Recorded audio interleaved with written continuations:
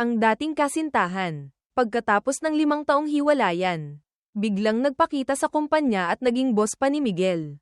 Nang magkita sila ulit, napakabait ng pakikitungo niya. Nagbibigay ng tubig, nagdadala ng pagkain. Akala ni Miguel gusto nitong makipagbalikan. Pero nang gabing iyon, pag-uwi niya, natigilan si Miguel. Ilang malalaking lalaki ang may hawak na maso at ginigiba ang pader ng bahay niya. Hoy, hoy, hoy, anong ginagawa ninyo? Kalmadong tiningnan ng mga lalaki si Miguel. Ang leader nila ay tumagilid pa ng ulo at ngumisi ng mapang-asar. Nagsindi ng sigarilyo, habang tinitingnan ang wasak na bahay. Parang dinudugo ang puso ni Miguel. Galit na tiningnan niya sila. Anong ginagawa ninyo? Bahay ko to. Mahina hong sumagot ang lalaking naninigarilyo. Nagkamali lang ng giba, dahil sa sagot na iyon. Sumabog si Miguel at nagpatuloy sa pagmumura. Anong nagkamali ng giba? Sinira nyo na ang bahay ko tapos sasabihin niyong nagkamali lang kayo ng giba. Tila nawalan ng pasensya ang leader. Pinatay ang sigarilyo at malamig na sinabi. Nagtatrabaho kami ayon sa bayad. Kung anong address ang ibinigay ng amo naming babae, yun ang jijibin namin. Kung may problema ka, hanapin mo yung amo namin. Pagkatapos ay inihagis niya kay Miguel ang isang business card at umalis kasama ang mga tauhan niya. Nang makita ni Miguel ang pangalan sa business card, naintindihan niya ang lahat. Ang mga bihis na taong ito ay hindi naman talaga mga construction worker. Ang sinasabi nilang, nagkamali ng giba, ay isang palusot lang. Mahigpit na hinawakan ni Miguel ang business card. Nagngangalit ang mga ngipin. Si Isabel, ang babaeng nawala sa buhay ni Miguel 5 taon na ang nakalipas. Ilang beses nang sinabi sa sarili na kalimutan na ang magandang mukha na iyon. Ngunit nang magkita sila ulit kaninang umaga, kahit anong iwas niya, hindi niya maiwasang makaramdam na parang natagpuan muli ang isang bagay na nawala. Nagmamadaling tumakbo si Miguel sa conference room ng kumpanya. Tama nga, nandoon pa si Isabel. Nakaupo ng kampante na parang alam na niyang hahanapin siya ni Miguel. Malakas na inihagis ni Miguel ang business card sa mesa. Itinuro siya habang nanginginig ang kamay. Isabel, anong ibig sabihin nito? Bakit mo pinagiba ang bahay ko? Pinanatili ni Isabel ang mapaglarong ugali niya kaninang umaga. Mahina hong sinabi, nagkamali lang ng giba. Sino ba kasing nagsabi sa'yo na gawing password ng bahay mo ang birthday ko? Namula si Miguel. Hindi niya maitatanggi ang katotohanan iyon. Ngunit mabilis siyang bumalik sa wisyo. Malamig na sinabi, Isabel, ikaw ang umalis noon nang walang palem. Hindi mo kailangang gantihan ako ng ganito. Wala akong kasalanan sa'yo. Tamad na sumagot si Isabel. Hindi ito paghihiganti. Nagkamali lang talaga ng giba. Nang marinig iyon, parang mababaliw na si Miguel. Itinuro niya ang direksyon ng bahay niya at sumigaw.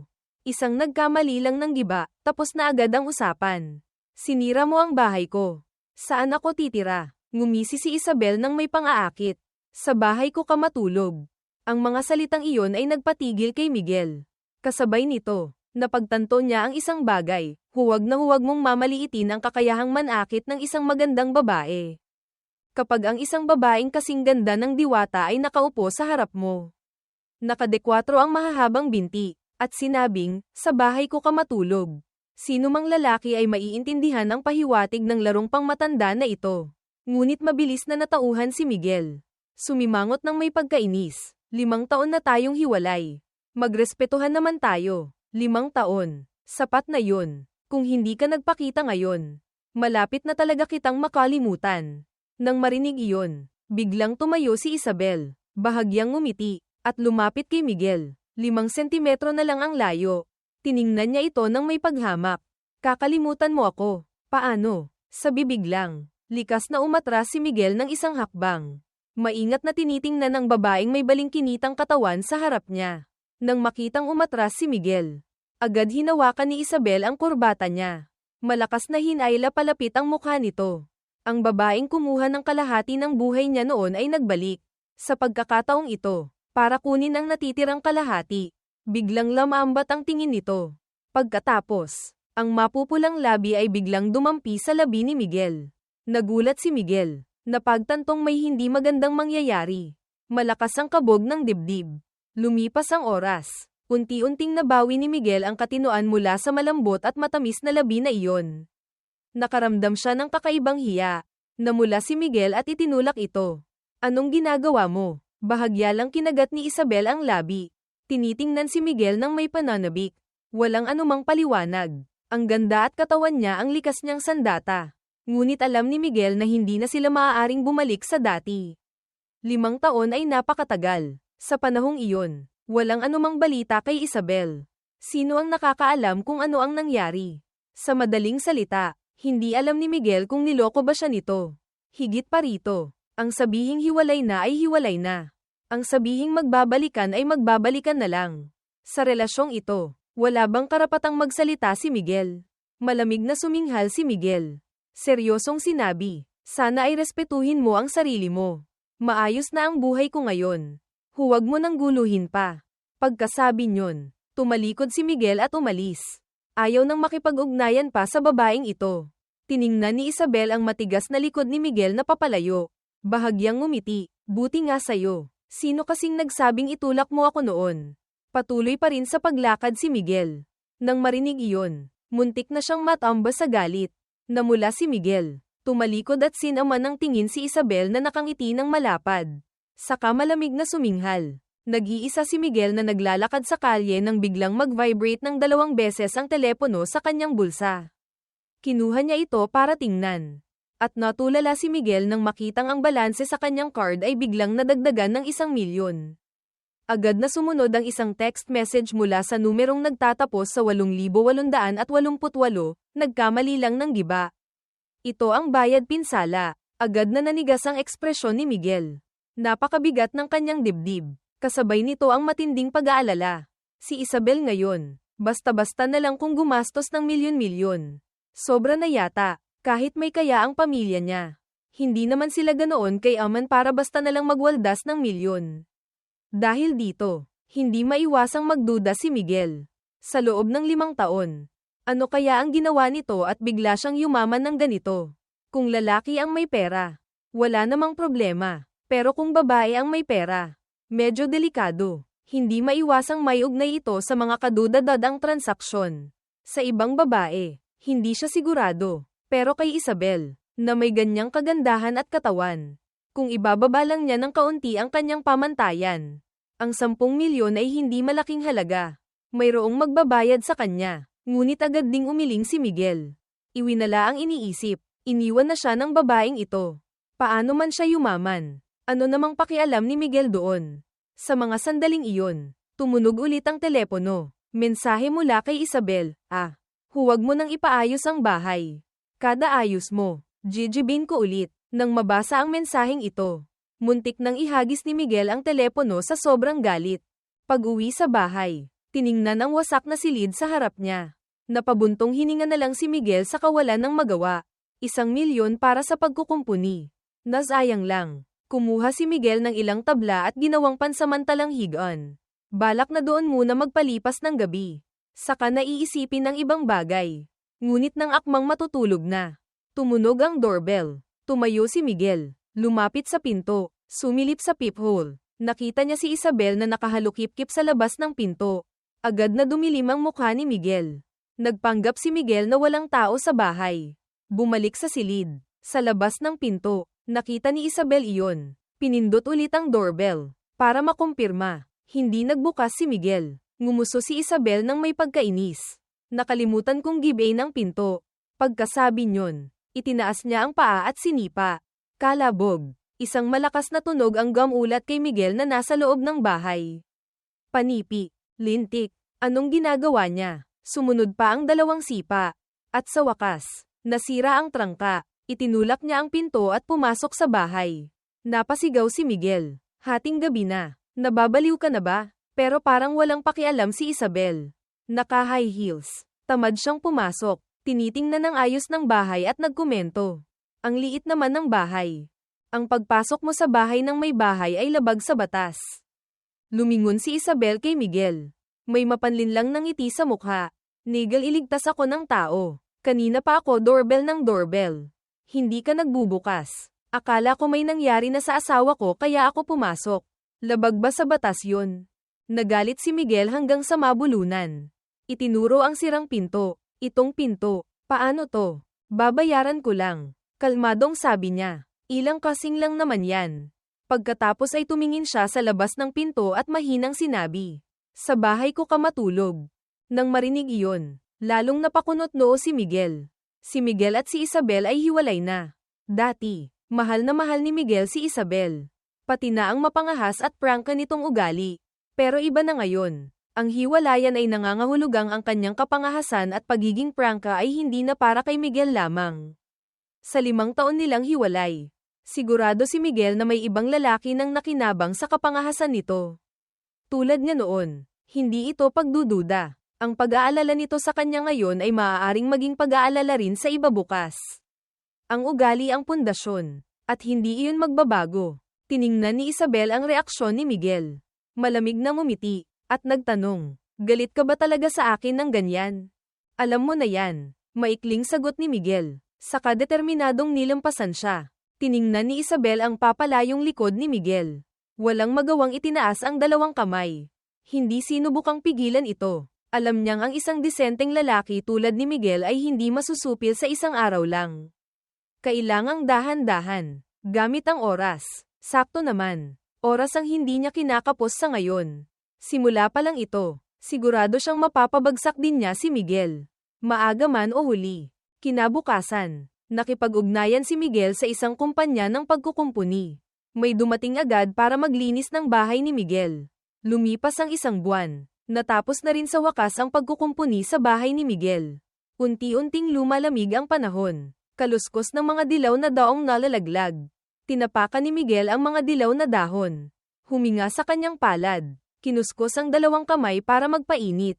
Maliwanag na. Nagsisiksik si Miguel sa loob ng kanyang jacket habang naglalakad pa uwi. Sa nakalipas na 1 buwan, hindi na ginulo ni Isabel si Miguel. Tulad ng 5 taon na ang nakalipas. Pagkatapos niyang sabihin, maghiwalay na tayo, bigla na lang siyang naglaho. 5 taon na ang nakalipas. Parang sinasaksak ang puso ni Miguel. Ngayon, nakakaramdam si Miguel ng ginhawa. Ngunit sa kaibuturan ng kanyang puso, may kaunting panghihinayang. Hindi maintindihan ni Miguel. Inaasahan ko pa rin ba siya? Umiling si Miguel. Iwinala ang isiping iyon. Simula ngayon, makakauwi na si Miguel sa bahay. Pagdating sa bahay, itinulak niya ang pinto at pumasok. Maganda ang pakiramdam ni Miguel. Kahit simple lang ang pagkakaayos. Hindi man kasing ganda ng hotel sa labas. Ito ang kanyang bahay. Ang kanyang pribadong kanlungan. Ang pakiramdam na pag-aari ay hindi mapapalitan ng hotel. Gayunpaman, kauupo pa lang ni Miguel. Hindi pa niya nararanasan ang katahimikan nang tumunog ang doorbell. Lumapit si Miguel sa pinto. Sumilip sa peephole. Agad dumilim ang kanyang mukha.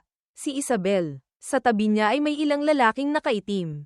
Hindi malinaw kay Miguel kung sino sila. Ngunit nang makita niya si Isabel, wala na siyang ganang alamin pa kung sino ang mga iyon. Dahan-daang umatras si Miguel. Nagpapanggap na walang tao sa bahay. Sa mga sandaling iyon, ngumisi si Isabel sa labas ng pinto. Ginamit niya ang gitnang daliri para itulak ang kanyang salamin. Patay na. Siguradong nasa panganib ang asawa ko. Pagkasabi niyon, kumaway siya sa mga kasama niya para umatras. Tapos siya mismo ay umatras ng ilang hakbang. Inikot-ikot ang leeg. Ay, bukas na ang pinto. Nang makita iyon, napasigaw si Miguel. Isabel, may sakit ka ba? Nagpanggap naman si Isabel na nagulat. Ngumiti at sinabing, aba, ayos ka lang pala. Pagkasabi niyon, akmang papasok siya sa bahay. Pinigilan siya ni Miguel. Anong ginagawa mo? Papasok, makikipagkwentuhan.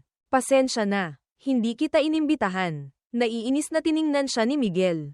Nag-isip sandali si Isabel. Tumango, sige. Sa susunod na lang ulit ako pupunta.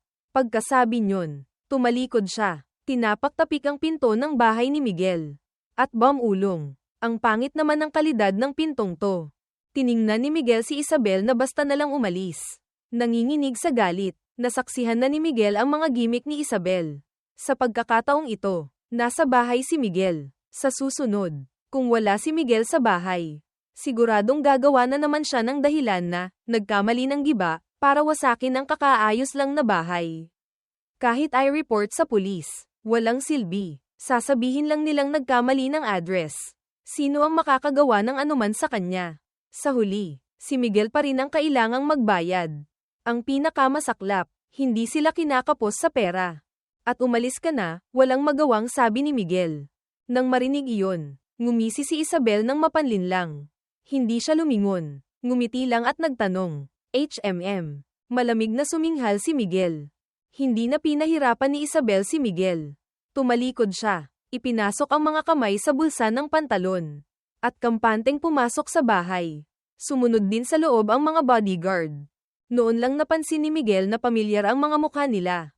Lalo na ang lalaking singkit na may nakausling tenga sa gitna, sila ang grupong gum-iba sa bahay ni Miguel dati. Ang bodyguard na singkit ay pumasok. Sinaman ng tingin si Miguel at sumigaw. Anong tinitingin-tingin mo? Muntik nang mamatay sa galit si Miguel. Mga gangster talaga ang mga taong to. Napakasama ng ugali, bawal man lang tingnan. Pumasok sila sa bahay na parang hindi sila tagalabas. Humanap ng mauupuan. Ang singkit na iyon ang pinakagrabe. Umupo sa sofa, ipinatong ang mga paa sa coffee table. At humiga ng bahagya, ayaw ni Miguel ng gulo. At lalong ayaw niyang masangkot pa kay Isabel. Ang gusto lang ni Miguel ngayon ay umalis na ito agad. Sumimangot si Miguel at sinabing, kung may sasabihin ka, sabihin mo na agad. Pagkatapos, lumayas ka na sa bahay ko. Hindi pinansin ni Isabel si Miguel. Pumasok siya sa kwarto, nakita ang single bed, ngumuso ng may pagkainis. Pagkatapos, pumasok naman siya sa banyo. Tumingin sa paligid, naghugas ng kamay. Ang mga bodyguard naman ay hindi rin nagpapahuli. Kung ano-anong pinipintasan. Anong klaseng sofa to? Ang pangit. Itong TV, siguradong pinulot lang sa basurahan.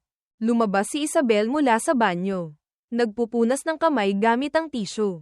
Tamad na sinabi, tapos na ba kayong tumingin? Tapos na, ma'am. Ano ba talaga ang gusto mong gawin? Sa mga sandaling iyon, inihagis ni Isabel ang ginamit na tissue sa sahig. Tiningnan si Miguel. Tapos na kayong tumingin. Ano pang tinitingin-tingin nyo dyan? Gibain nyo na. Pagkasabi nyon, tumapik sa hita ang singkit na lalaki. Tumayo mula sa sofa, at sinenyasan ng iba pa na simulan na ang trabaho. Nang makita iyon, nataranta si Miguel. Jejebin nyo na naman. Teka lang. Lumapit si Isabel. Ang maputing kamay ay marahang kumaway. Sinenyasan si Miguel na huwag mataranta. Hindi ko to bahay. Kalmado niyang sabi. Ha, alam mo palang hindi mo to bahay. Oo nga, hindi ko to bahay. Nang marinig iyon ni Isabel, ngumuso siya at tumango. Kung ako ang magpapaayos, hindi ganito kamura, at lalong hindi single bed. Itinuro ni Miguel ang magandang mukha nito. Nagbabala, Isabel, may problema ka ba sa utak? Sinasabi ko sa'yo, kung ipagpapatuloy mo to, itatawag kita sa pulis. Ngumisi si Isabel. Kalmadong sinabi, yung style ng pagkakaayos ng bahay natin. Hindi ko gusto. Aayusin ko ulit. Ano naman? Anong bahay natin? Itinuro ni Miguel ang sahig. Idiniin. Bahay ko to. At sinasabi ko sa'yo, Isabel, hiwalay na tayo. Hiwalay na. Naiintindihan mo. 5 taon na tayong hiwalay. Ang mga bodyguard sa likod. Nang marinig iyon, ay natigilan. Ang amo nila ay dating kasintahan ng lalaking ito. Nang mapagtanto ito, sinenyasan ng singkit na lalaki ang mga kasamahan na huwag munang kumilos. Nakita ni Isabel na tahimik sa likod. Lumingon siya sa kanila, at kumaway. Sige na, gibain nyo na. Huwag nyo siyang pansinin. Nagkatinginan ang mga lalaki. Walang nang ahas na unang hamampes ng maso. Tiningnan ng singkit si Miguel. Pabulong na sinabi kay Isabel. Ma'am, siya po ay. Hindi ba sinabi na niya? Nakipaghiwalay na ako sa kanya. Nang marinig iyon, naintindihan ng singkit, si Miguel pala ang walang kwentang lalaki. Kaya itinaas niya ang maso. Handa ng hamampes. Hoy, susugod sana si Miguel para pigilan sila. Ngunit mas mabilis si Isabel. Hamarang sa harap ni Miguel. Tabi, sigaw ni Miguel. Ganyang kalaking lalaki. Hindi maitulak ang isang babae. Ngumisi si Isabel ng mapanlinlang. Alam niya ang kanyang pang-akit. Alam niyang hindi siya gagalawin ni Miguel. Kung gagalawin niya ito, si Miguel ang talo. Sinasabi ko ulit, tumabi ka. Dinilata ni Miguel ang mata. Huling babala. Kung hindi, huwag mo akong sisihin kung magiging walang awa ako. HMPH. Naghalukip-kip si Isabel. Tinitingnan si Miguel mula ulo hanggang paa. 5 taon tayong hindi nagkita. Tumigas ka na yata, ha? Nangaasar siya. Inilapit ang ulo kay Miguel. Sige na, suntukin mo. Dito oh, huwag ka nang mahiya. Nagalit si Miguel hanggang sa mabulunan. Hindi ba't siga to? Akala mo hindi kita kaya? Nanggigigil na sabi ni Miguel. Sa pagkakataong ito, galit na talaga si Miguel. Lahat ng bagay ay may hangganan. Sumosobra na siya. Kitang-kita ng lahat na galit na si Miguel. Pero sino ang mag-aakala? Hindi lang hindi umatras si Isabel. Lumapit pa siya. Tinitingnan si Miguel ng mapanghamon. Kaya mo ako. Tiningnan niya si Miguel ng may paghamak. Tinusok-tusok ng daliri ang dibdib ni Miguel. Sa kama mo lang ako kaya. Nang mabanggit ito, tinaasan ng kilay ni Isabel si Miguel. Tumingin sa direksyon ng kwarto. Pumasok ka sa kwarto. Doon mo ako kayanin. Namula si Miguel. Natahimik. Matagal din silang naging magkasintahan. Kaya alam na alam ni Miguel ang ugali nitong nadadaan sa lamang pero hindi sa dahas. Sa ganitong klase ng pagiging matigas ang ulo at walang katwiran. Lahat ay sumusuko. Tiningnan ang mga bodyguard sa likod ni Isabel. Ang bahay na ito, tapos na. Kaayos lang. Hindi pa natitirhan ng isang araw. Naging abandonado na ulit. Ang nagpatahimik kay Miguel ay alam ng mga taong ito na si Miguel ang dating kasintahan ng amo nila. Kaya mas ganado pa silang manggiba, na parang naglalabas ng galit. Tiningnan ni Miguel ang napakagandang mukha ni Isabel.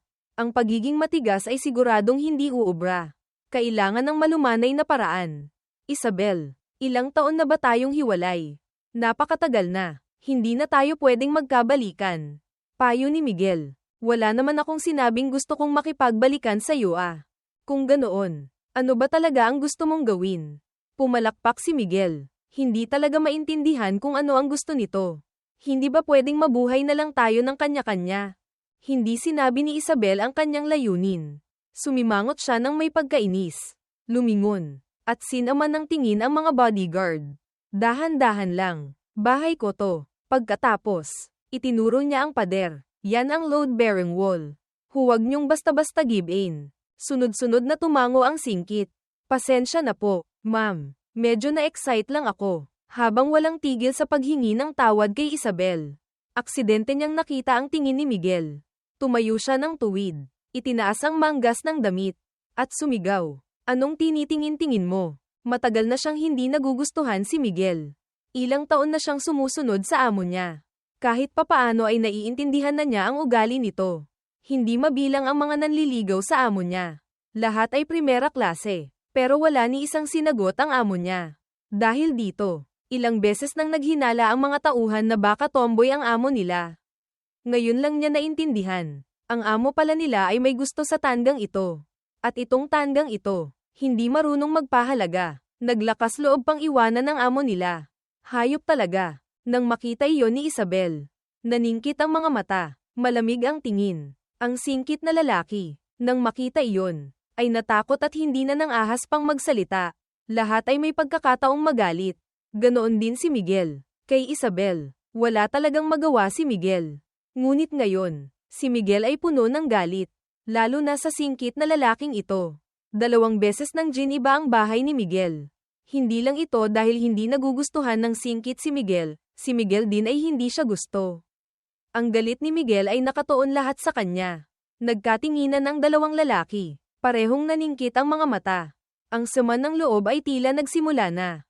Tinaasan ng kilay ni Isabel si Miguel. Ngumiti. Tara na. Saan tayo pupunta? Kunot noo si Miguel. May pagtataka sa kanyang mga mata. Tumingin si Isabel sa wasak na bahay. Kalmadong sinabi. Kung hindi ka sasama sa akin, saan ka matutulog? Malamig siyang tiningnan ni Miguel. Mas gugustuhin ko pang mamatay kaysa matulog sa bahay mo. Pagkasabi niyon, malamig na suminghal si Miguel. Ikinampay ang kamay, at umalis. Nang makitang aalis na si Miguel, agad hamarang ang singkit sa harap niya. Ano, gusto mong makipag-away? Ngumisi si Miguel ng malamig. Tinitingnan ng mapanghamong tingin ng kalaban. Hinamak ng singkit si Miguel. Bahagyang tumaas ang gilid ng labi sa paghamak. Malinaw na sinasabi ng tingin na iyon. Itong payatot na to, mangangahas pang lumaban sa akin. Sa mga sandaling iyon, nakatalikod si Isabel. Kamakaway para senadoryasan si Miguel na umalis. Ang singkit, kahit ayaw, ay napilitang sumunod. Ngunit sa makitid na daanan, bakas pa rin sa kanyang mga mata ang pagtutol. Nang makita iyon, bahagyang tumaas ang gilid ng labi ni Miguel. Isang ngiting puno ng pahiwatig. Ang pagpipilian ay malinaw, maaaring yumuko at dumaan. Ay pakitang duwag siya, o harapin ito ng direkta. Kahit alam niyang gagamitin ng kalaban ang pagkakataon para gumawa ng gulo, na siyang gusto naman ni Miguel. Hindi na kailangang sabihin pa ang sagot. Determinado si Miguel na piliin ang pangalawang paraan. Malalaking hakbang siyang lumapit sa malaking lalaking singkit. Ang singkit, nang makitang diretso sa kanya si Miguel, ay ngumisi ng mapang-asar. Sa sandaling malapit na silang magbanggaan, huminga siya ng malalim. Itinayo ng matatag ang mga paa sa lupa. Handang turuan ng leksyon si Miguel. Gayunpaman, kalabog, isang malakas na tunog ang umalingaw-ngaw. Nabangga siya ni Miguel. Umatras ng ilang hakbang, muntik nang mawalan ng balanse. Ang hindi inaasahang pangyayaring ito ay ikinagulat ng malaking lalaking singkit. Puno ng pagdududa ang kanyang puso.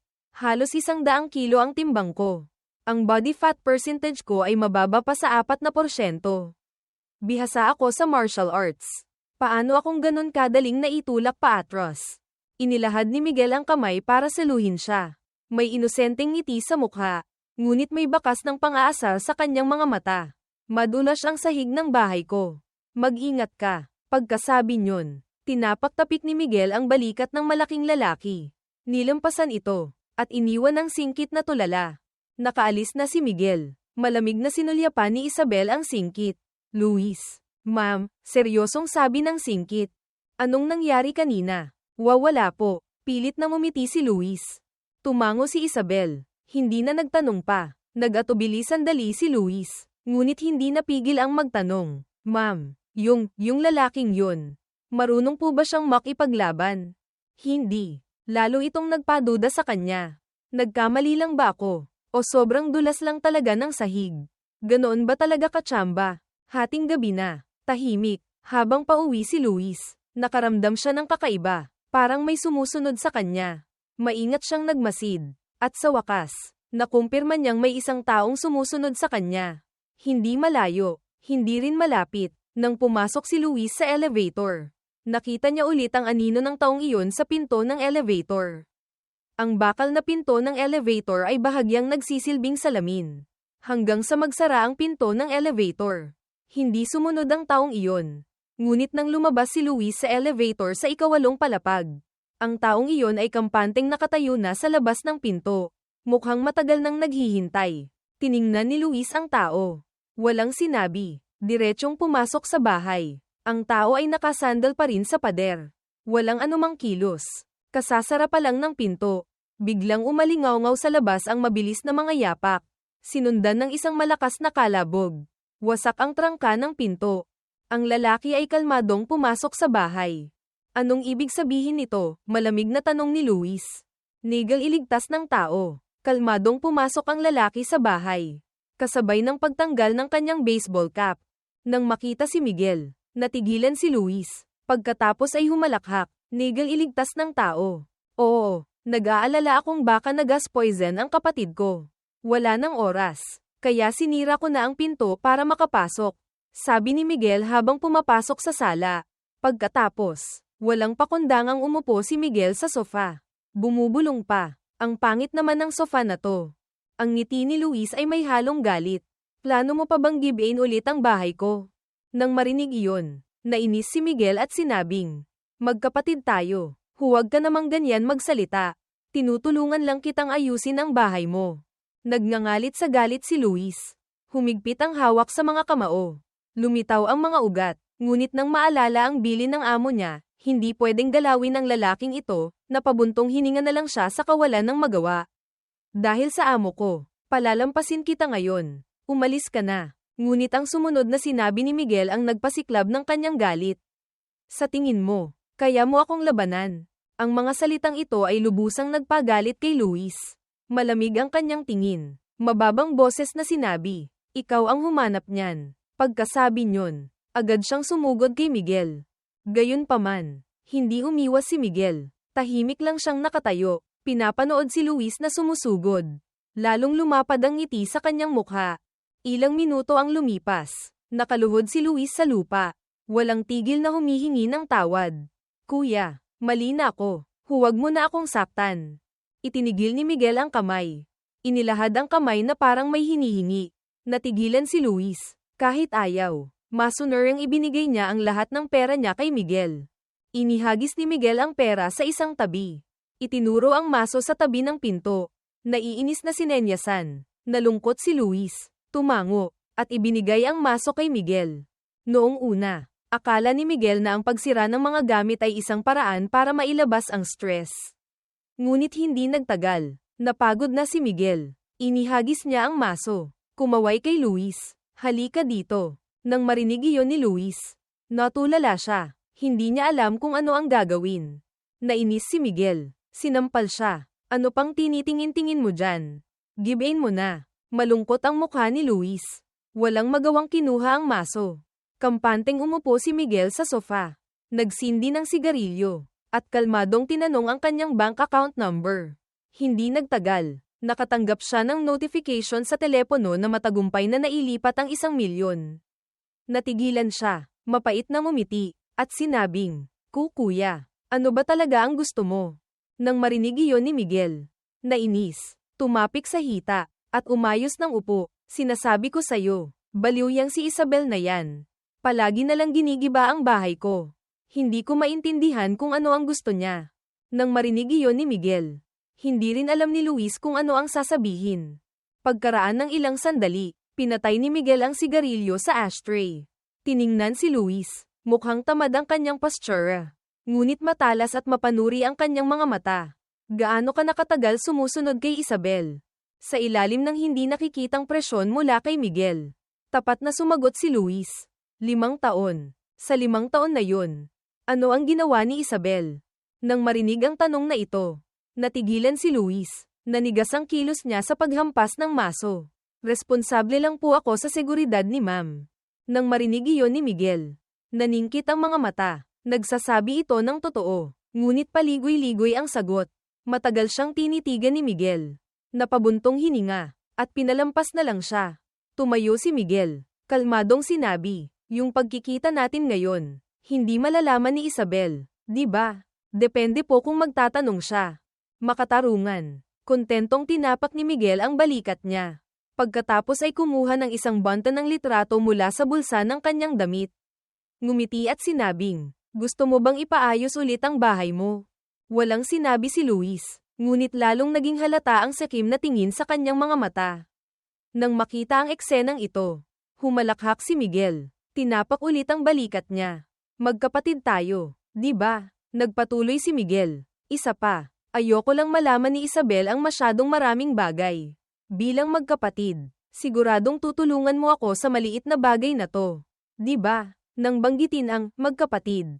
Espesyal na idiniin ni Miguel ang salitang magkapatid. Puno ng pahiwatig ang kanyang tono.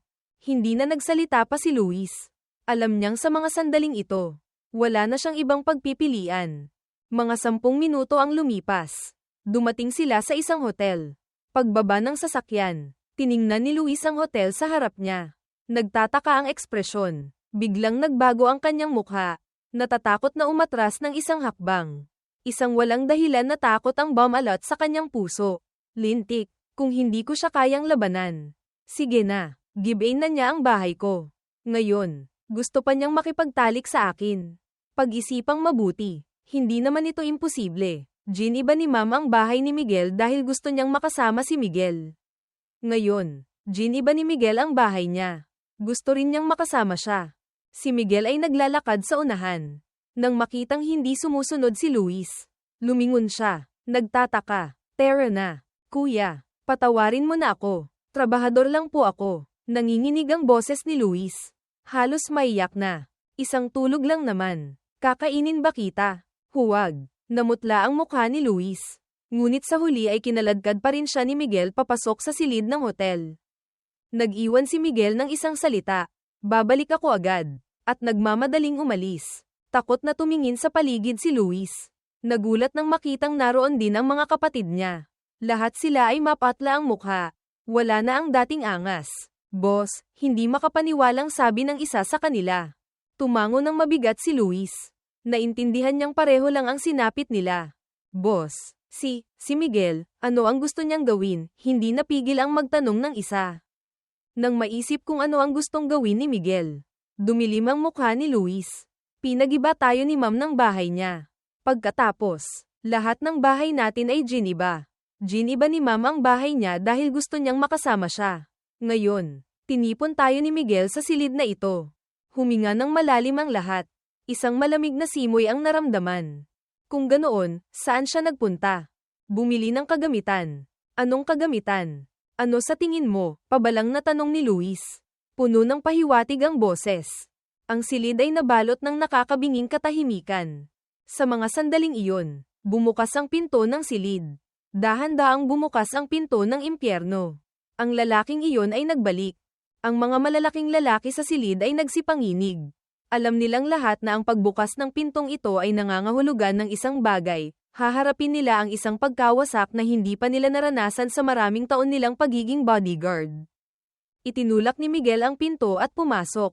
Casual na hinubad ang kanyang jacket. At bumagsak sa kama. Marahil ay medyo pagod. Nag-inat si Miguel. Pinatunog ang mga buto. Isang simpleng kilos lang. Ngunit sa mata ng lahat, ito ay isang hindi pa nararanasang presyon. Pagkatapos, ipinasok ni Miguel ang kamay sa bulsa ng pantalon. Parang may hinahanap na kagamitan. Kalmadong sinabi ni Miguel, "Sino ang mauuna?" Ang mga salitang ito ay parang kulog sa kalagitnaan ng araw. Nagdulot ng sindak sa lahat. Pinagpawisan sila ng malamig. Si Luis, bilang leader ng mga bodyguard, ay tiningnan ng kanyang mga tauhan na takot na halos mawalan na ng kaluluwa. Nagngalit ang kanyang mga ngipin. Tumayo ng tuwid. Ako ang mauuna. Ngunit si Miguel ay tila nawalan ng pasensya. Ikinampay ang kamay. Huwag kayong masyadong tensyonado. Lahat naman ay may parte. Sa isang iglap, namutla ang mukha ng lahat. Akala ni Luis ay may ibang intensyon si Miguel. Masakit niyang dinibdib ang sarili. Determinadong sinabi, "Kung mayroon man, sa akin mo na lang gawin. Patawarin mo na sila." Pagkasabi niyon, akma pa niyang huhuberin ang kanyang sinturon. Handa ng isakripisyo ang sarili. Ang eksenang ito ay nagpatigagal sa lahat. Pati na kay Miguel. "Bakit mo hinuhubad ang pantalon mo?" Tulalang tanong ni Miguel sa kanya. Nagalit si Luis hanggang sa manginig. Hindi niya inaasahan na paglalaruan siya ni Miguel ng ganito. Nagngangalit ang kanyang mga ngipin. Sinabing, "Nakikiusap lang ako sa'yo. Patawarin mo na sila." Nang marinig iyon ni Miguel, dumilim ang mukha. Sa wakas, naintindihan niya ang hindi pagkakaunawaan ni Luis. Ito ba ang dahilan kung bakit ka naghuhubad ng pantalon? Miguel, huwag kang masyadong sumosobra. Namumula ang mga mata ni Luis. Sino ba ang sumosobra? Napasigaw si Miguel. Dahil sa awa, natatakot akong wala kayong matutuluyan. Kaya espesyal akong kumuha ng silid para sa bawat isa sa inyo. Tapos, maghuhubad ka ng pantalon dito. Nang marinig iyon ni Luis, sobra siyang napahiya. Namula ang kanyang mukha. Nagpaliwanag. Nagkamali ako ng intindi. Tamad ng pansinin ni Miguel si Luis. Inihagis sa kanya ang susi ng silid. Pumunta ka na sa silid mo. Wasak na ang bahay ko. Hindi pwedeng ako lang ang mag-isa sa hotel. Kailangan kong magsama ng ilang taong kasama. Di ba? Pagkasabi niyon, kumuha ulit si Miguel ng ilang susi ng silid. Ipinamahagi sa mga tauhan ni Luis. Ngunit nagbabala siya sa kanila. Tandaan ninyo, ang pribado nating pagkikita ay hindi dapat malaman ng amo ninyo. Kung hindi, kayo ang mananagot. Nang mapaalis na ang lahat, sa silid ay naiwan na lang si Miguel at si Luis. Walang magawang tiningnan ni Miguel si Luis. Ano ba talaga ang gusto mo? Alam ni Luis na siya ang dehado. Namula ang mukha, sinabing, "Yun, naabala kita." Pagkasabi niyon, nahihiyang itinaas niya ang kanyang pantalon. At nagmamadaling tumakbo palabas. Tinitingnan si Luis na tumatakbo ng parang hinahabol. Nagtaka si Miguel. Malabo niyang naramdaman na mayroong hindi tama. Ngunit hindi niya masabi kung ano iyon. Nang gabing iyon, hindi nakatulog ng mahimbing si Miguel. Sa kanyang panaginip, palaging nakikita si Luis na naghuhubad ng pantalon sa harap niya. Nakakatakot talaga. Nang gabing iyon, si Luis at ang kanyang mga tauhan ay hindi rin nakatulog ng mahimbing. Sa kanilang panaginip, Palaging nakikita si Miguel na itinutulak ang pinto ng kanilang silid. Nakakatakot talaga. Kaya kinaumagahan, lahat sila ay may malalaking eye bags. Walang tigil sa paghikab. Si Luis, na palaging nasa oras, sa loob ng 5 taon. Ngayon lang na late, dahil wasak ang bahay niya. Medyo malayo ang daan. At higit pa rito, hindi siya nakatulog ng maayos kagabi. Tiningnan ni Isabel ang itsura ni Luis. Hindi nasiyahan. Sinabing, hindi ka ba nakatulog ng maayos? Pagkatapos ay hindi na nagsalita pa. Hindi na rin nag-isip pa ng malalim. Hindi nang ahas na tumingala si Luis. Nangakong hindi na mauulit. Si Miguel naman ay hindi rin abala. Dahil nag-resign na siya, kailangan niyang maghanap ng bagong trabaho. Ngunit ang kakaiba, malinaw na si Miguel ay isang senior manager ng isang malaking kumpanya. Ngunit napakahirap niyang makahanap ng trabaho. Palaging tinatanggihan. Ang mga disenteng trabaho ay tinatanggihan lahat. Ang natitira na lang ay mga maliliit na trabaho tulad ng food delivery at surir. Ngunit nang akmang mag-a-apply si Miguel bilang rider, biglang pinutol ng manager ang kanyang sinasabi. Sa ngayon, hindi kami kulang sa food delivery. Habang nagtataka si Miguel, nakita niya ang mapanlinlang ng ngiti ng manager. Bigla niyang naisip ang babaeng iyon na kasuklam-suklam ngunit kaakit-akit. Siguradong siya ang may gawa nito. Siguradong siya, ang babaeng iyon na kasuklam-suklam. Hiwalay na kami pero hindi pa rin ako tinatantanan. Araw-araw, mabilis na dumating ang 8 araw. Malapit na ring maubos ang pasensya ni Miguel. Tinipon ni Miguel ang lahat ng bodyguard ni Isabel para sa isang pulong. May sasabihin ako sa inyong lahat. Pwede na tayong lumipat ng tirahan.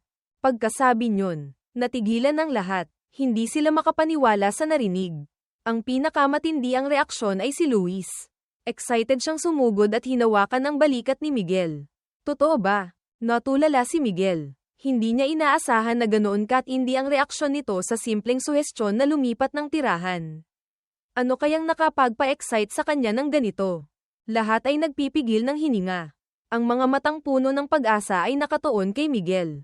Natawa si Miguel. Tiningnan ang lahat. At nagpaliwanag. Ano ba namang totoo o hindi? Lilipat lang naman tayo ng tirahan. Ganito kasi yun. Kinamot ni Miguel ang ilong. Nahihiya. Ang amo ninyo. Nitong mga nakaraang araw. Pinahihirapan ako. Hindi ako makahanap ng trabaho.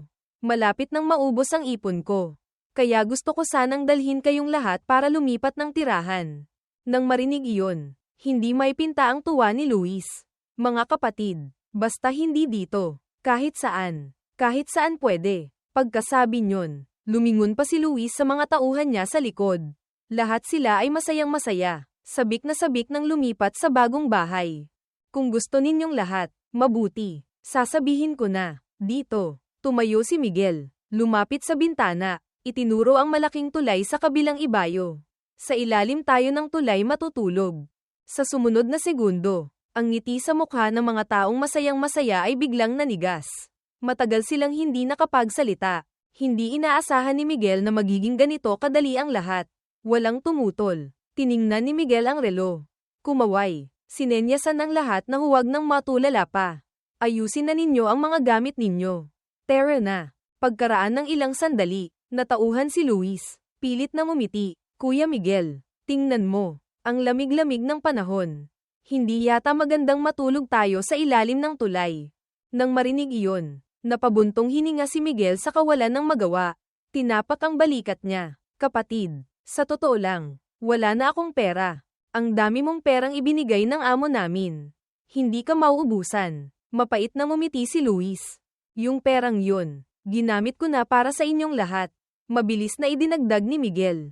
Pero huwag kayong mag-alala. Sasamahan ko kayong matulog sa ilalim ng tulay. Tutal, magkakapatid naman tayo. Nang marinig iyon ni Luis, hindi niya talaga alam kung ano ang sasabihin. Nahihirapan siyang tiningnan ang mga tauhan niya sa likod. Lahat sila ay mapatla ang mukha. Yumuko si Luis, nag-isip sandali, nagngalit ang mga ngipin, tinaas ang ulo, at tiningnan si Miguel. Kapatid, ganito na lang. Kami na ang bahala sa gastusin mo sa araw-araw. Ano sa tingin mo?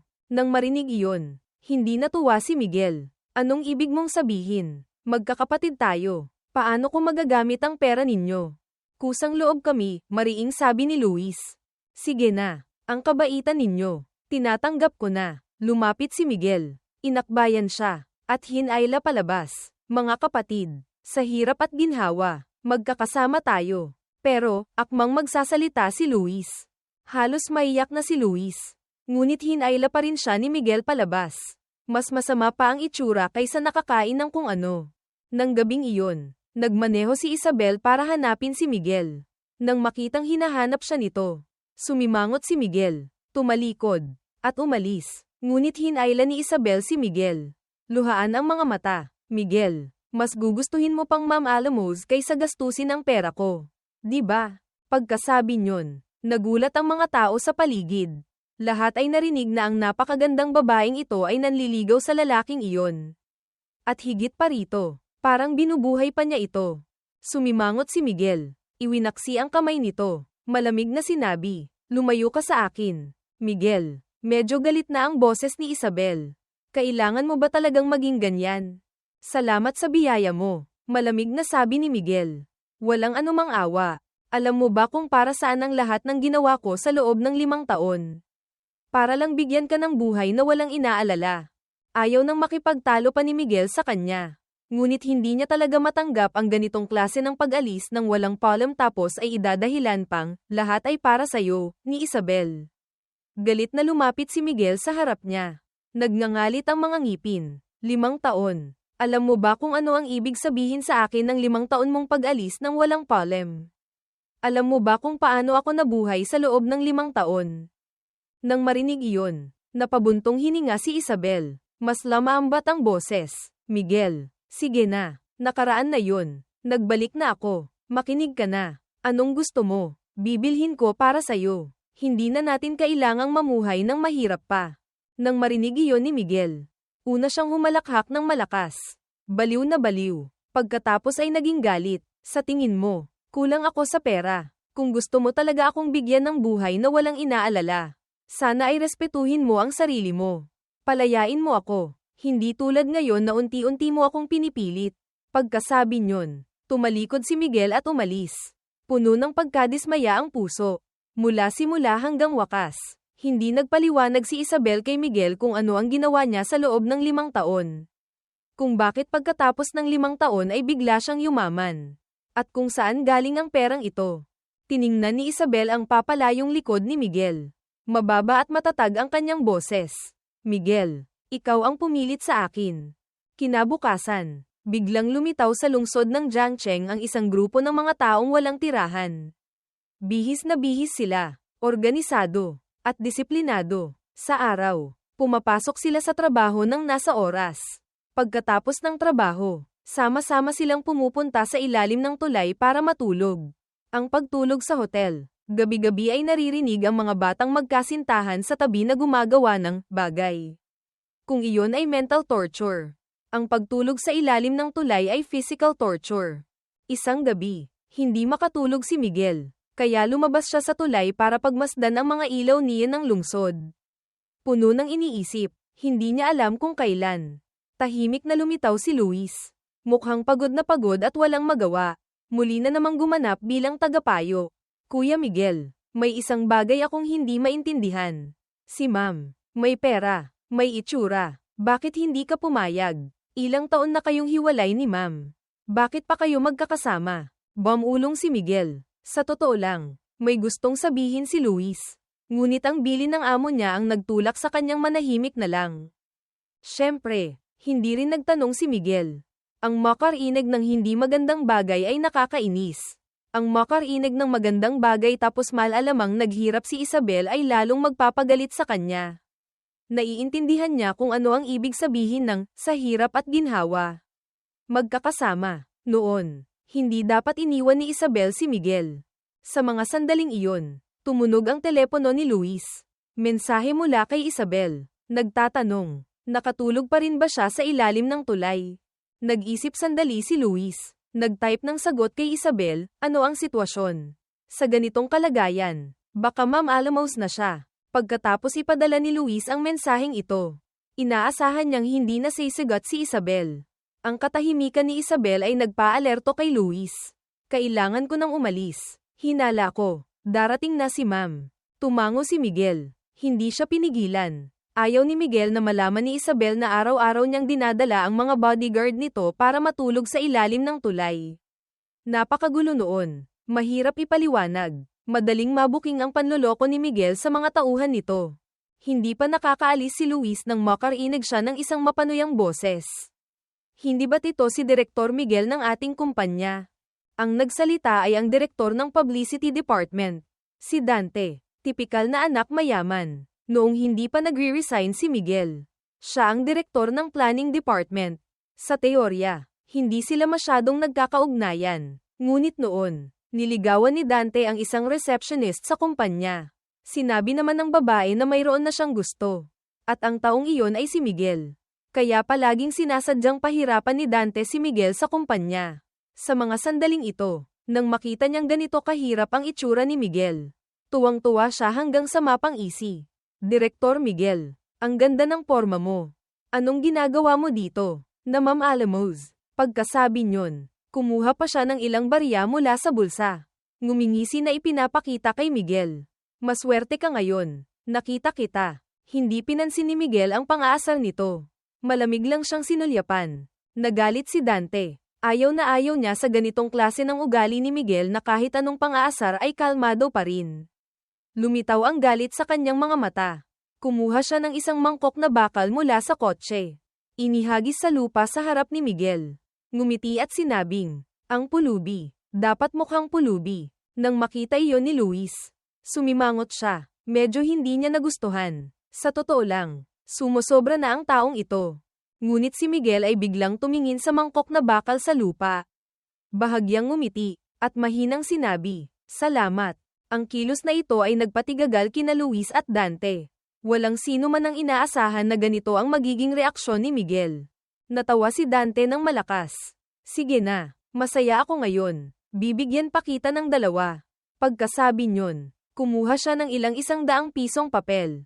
Ginawang ilang maliliit na bola. At inihagis sa mangkok na bakal. Ngunit hindi pa rin siya nasiyahan. Dinuraan pa niya ang mangkok. Tinapakan ng paa. At pinagdiinan para ikalat ang dura. Sa mga sandaling iyon, isang bagong-bagong Mercedes ang huminto sa gilid ng kalsada. Isang babaeng may balingkinitang katawan ang bumaba ng kotse. Nang makita iyon ni Luis, nanigas ang buong katawan. Magalang na yumuko. At tinawag, Ma'am. Napunta rin ang tingin ni Dante sa babae. Agad siyang kinabahan. Ang isang napakagandang babae tulad ni Isabel. Imposibleng hindi magustuhan. Isa pa, miyembro rin ng Board of Directors ang tatay niya. Baka magkaroon din sila ng pagkakataon. Nang maisip ito, sinaman niya ng tingin si Miguel. Kung hindi dahil kay Miguel, bakit niya hahayaang makita siya ni Isabel na ganito kaba-aba? Gayunpaman, malamig lang na nagsalita si Isabel. Ipagpatuloy mo. Ang hindi inaasahang utos na ito ay nagpatigagal kay Luis. Sa totoo lang, lihim siyang natutuwa dahil darating si Ma'am para ipagtanggol ang lalaki niya. Ngunit bakit? Nang marinig iyon ni Dante, natuwa siya. Tama nga, noong araw na umupo si Isabel sa pwesto. Nakatulog si Miguel sa General Assembly. Siguradong mas galit pa si Isabel kay Miguel kaysa sa kanya. Tinutulungan niya lang si Isabel na maglabas ng galit. Nang maisip ito, tuwang-tuwa siyang dumura ulit sa mangkok na bakal. Pagkatapos ay ginamit ang sapatos para marahas na tapakan ng pera sa ilalim ng paa. Habang nagmumura, pulubing mabaho, nagtatakang tiningnan ni Luis si Isabel. Hindi maintindihan kung bakit sa mga sandaling ito ay nakangiti siya. Si Dante, nang makitang ang dating malamig na si Isabel ay nakangiti, ay sobrang na-excite, habang tinatapakan ang mangkok na bakal. Iniisip na niya pati ang pangalan ng magiging anak nila ni Isabel. Kalmadong sinulyapan ni Miguel ang pera sa mangkok na bakal. Bahagyang napabuntong hininga. Pagkatapos, dahan-dahang binasa ang isang batas tungkol sa pagrespeto sa pera. Kalmado ang tono, ngunit may hindi maikakailang lakas. Sa malalang kaso, maaaring ituring na krimen. Ang sitwasyon mo, ilang araw kang makukulong. Pagkasabi niyon, hindi nagatubili si Miguel. Kinuha ang telepono, at tumawag sa pulis. Ilang minuto lang, dumating na ang mga pulis. Pagkatapos mangalap ng ebidensya, nakumpirmang si Dante ay may intensyong sirain ang pera. Agad siyang inaresto. Noon lang natauhan si Dante. Takot siyang tiningnan si Miguel. Humihingi ng tulong. Miguel, tulungan mo akong magpaliwanag sa mga pulis. Bibigyan kita ng pera. Kahit magkano ang gusto mo. Ibibigay ko. Ngumiti si Miguel. Pinutol ang kanyang sinasabi. Sandali lang. Nang makita iyon ni Dante, nakahinga siya ng maluwag. Ngunit itinuro lang ni Miguel ang mangkok na bakal sa kamay nito. Sinabing, pakisuyo, yang mangkok na bakal. Akin na, may paggagamitan ako. Kaya inaresto ng mga pulis si Dante. Samantala, si Miguel, nakasandal sa rehas, mula simula hanggang wakas ay nanatili sa kanyang postura ng pagmamasid. Pagkaraan ng ilang sandali, nakita ni Isabel na hindi siya pinapansin ni Miguel. Kaya lumapit siya kay Miguel na naka-high heels. Tining-ala si Miguel. Bulag ka ba? Nagpapanggap kang hindi mo ako nakikita. Sumimangot si Miguel. Walang sinabi. Nang makitang malamig si Miguel, hindi rin nagalit si Isabel. Kinuha niya ang kanyang pataka. Naglabas ng ilang 100 pisong papel sa harap ni Miguel. Inilagay niya ang ilang 100 pisong papel sa mangkok na bakal. Gutom ka na ba? Kunin mo to. Bumili ka ng pagkain. Sinulyapan ni Miguel ang pera sa mangkok na bakal. Pagkatapos, bahagyang iwinasiwas ang kamay. Dahilan para lumipad ang mga perang papel palabas ng mangkok. Tapos na ako. Malamig na sabi ni Miguel. Nang makita iyon ni Isabel, ngumisi siya. Galit ka ba talagang gastusin ang pera ko ng ganyan? Itinaas ni Miguel ang ulo. Tinitigan siya ng diretso. Mariing itinuro ng daliri ang lupa. Nang gigigil na sinabi, ako, si Miguel, mas gugustuhin ko pang mamatay sa gutom kaysa gumastos ng kahit isang kasing mo. Isabel, pagkasabi niyon, malamig na suminghal si Miguel. Tumalikod. Ayaw nang tingnan pa ang napakagandang mukha na iyon na nagdudulot ng kalituhan kay Miguel. Sa bahay ko ka tumira. Tayong dalawa lang. Kahit anong gusto mong gawin. Pwede. Napakakalma ng pagkakasabi ni Isabel. Hindi kasing ganda ng ilalim ng tulay. Napabuntong hininga siya. Medyo walang magawa. Hindi ako pwedeng matulog dito kasama ka. Kailangan kong alagaan ang kalusugan ko para sa hinaharap. Para pagsilbihan ka. Hindi pa tapos ang sinasabi. Nawalan na ng pasensya si Miguel. Pinutol ang sinasabi. Tama na. Huwag ka nang magsalita ng mga nakakadiring bagay na yan. Tinaasan ng kilay ni Isabel. Naintindihan. Nanahimik sandali. Pagkaraan ng ilang sandali, bigla siyang lumapit kay Miguel. Pabulong na nag-alok. Sa kasalukuyang kalagayan ng pananalapi mo. Marahil dapat mong pag-isipan ang pumunta sa templo. Dalhin mo ang ID mo. Doon. Hindi lang libre ang pagkain at tirahan. Pwede ka ring magnilay-nilay. Malay mo, isang araw, magbago ang isip mo. Dito, bigla siyang tumingkayad. Hinalikan ng bahagya ang labi ni Miguel. Ginamit pa ang dila para dilaan ang pisngi ni Miguel. Malay mo, isang araw, magbago ang isip mo. Babalik ka sa akin. Ngumisi siya ng mapanlinlang. Isang mapanganib ng ngiti, ngunit puno ng kasiyahan. Naramdaman ang init sa pisngi. Huminga ng malalim si Miguel. Pagkatapos, galit na itinuro siya ni Miguel. Sinabing huwag siyang mangarap. Imposibleng magkabalikan sila. Sinabi pa sa kanya, ano bang masarap sa paghingi ng pagkain sa templo? Namamalamouse ako sa kalsada. Kumikita ako ng 1,000 sa isang araw. Ano bang alam mo? Tiningnan ni Isabel si Miguel na galit na galit. Humawak sa tiyan. At tumawa ng malakas. Ang tawa ay malinaw at masaya. Ngunit nagdulot ito ng kakaibang pakiramdam kay Luis na nakatayo sa tabi. 5 taon na siyang sumusunod sa amo niya. Hindi pa niya nakitang tumawa ng ganito kalakas ang amo niya. Nang makita siyang ganito kasaya tumawa. Galit na galit si Miguel na gusto na niyang sampailan ang sarili ng ilang beses. Malinaw na nagpapaliwanag si Miguel. Ngunit ngayon ay parang pinagtatawanan pa niya ito.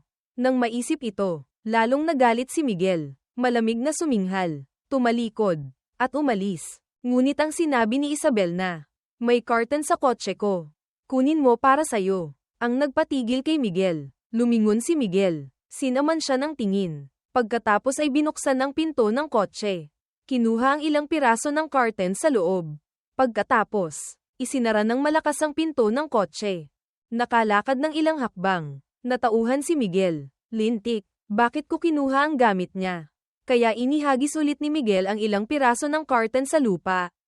Nang makita iyon ni Isabel, ngumuso siya. Mahirap nang makahanap ng carton ngayon. Tama nga naman. Ano bang kasalanan ng carton? Nagngangalit ang mga ngipin ni Miguel.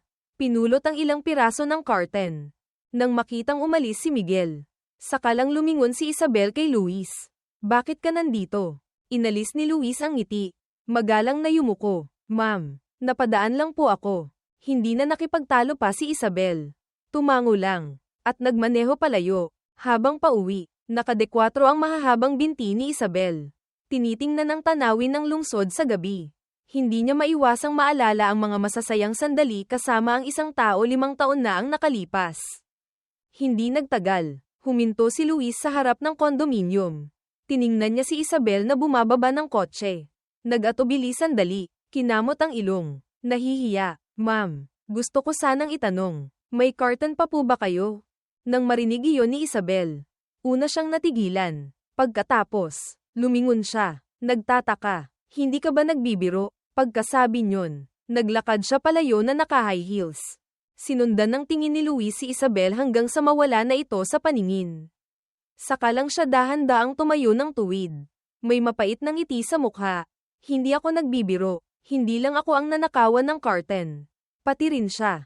Araw-araw, hindi nasayang ang pagod. Sa wakas, nagsimula na ring mam-alamos si Miguel.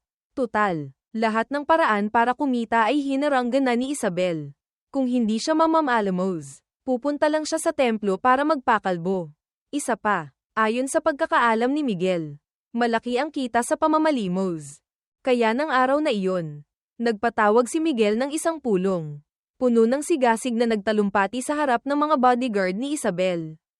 Handa nang akayin sila para yumaman ng sama-sama.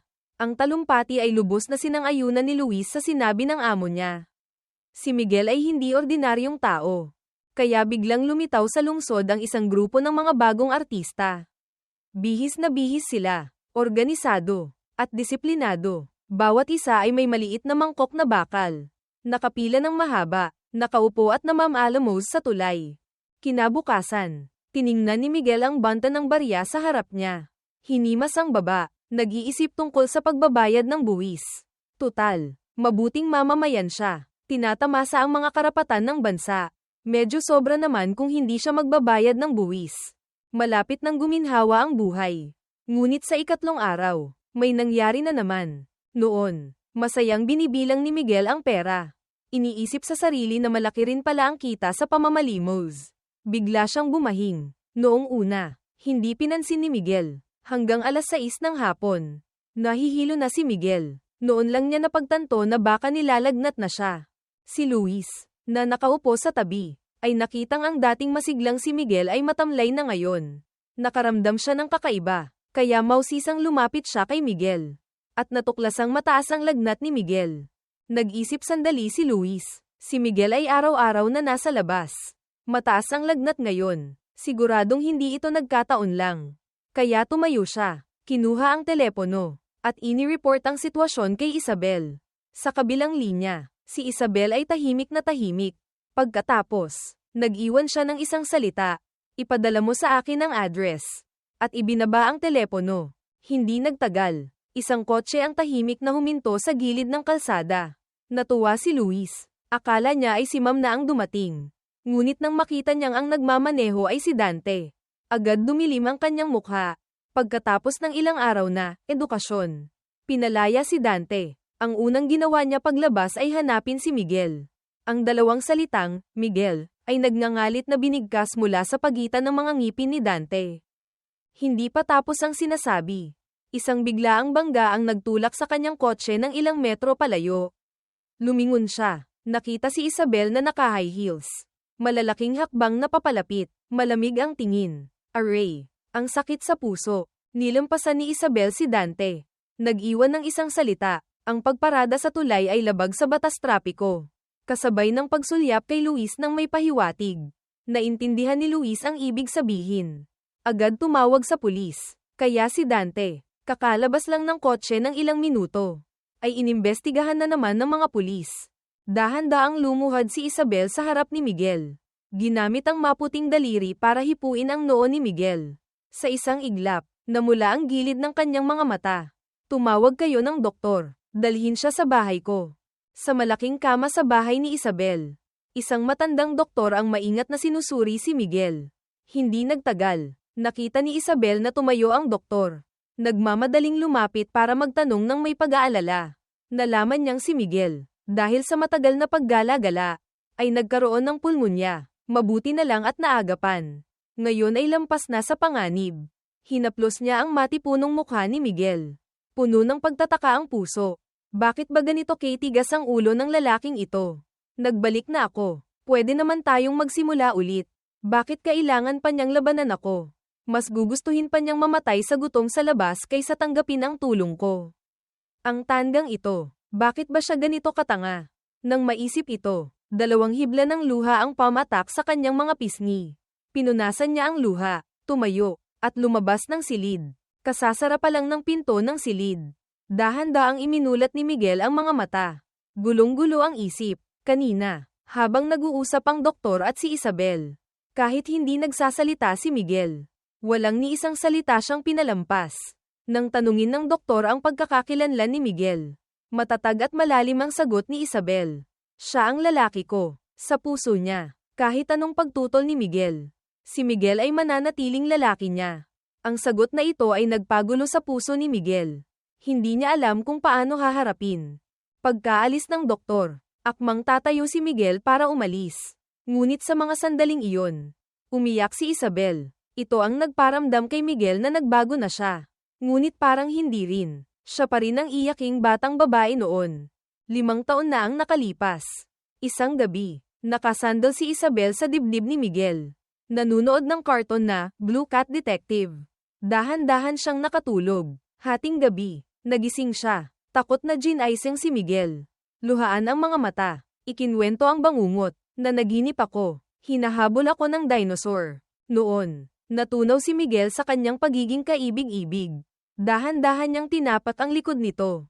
Inalo, tingnan mo nga naman. Nanunood lang ng karton. Nananaginip pa ng bangungot. Sa totoo lang, hindi ka naman niya gustong kagatin sa puwet.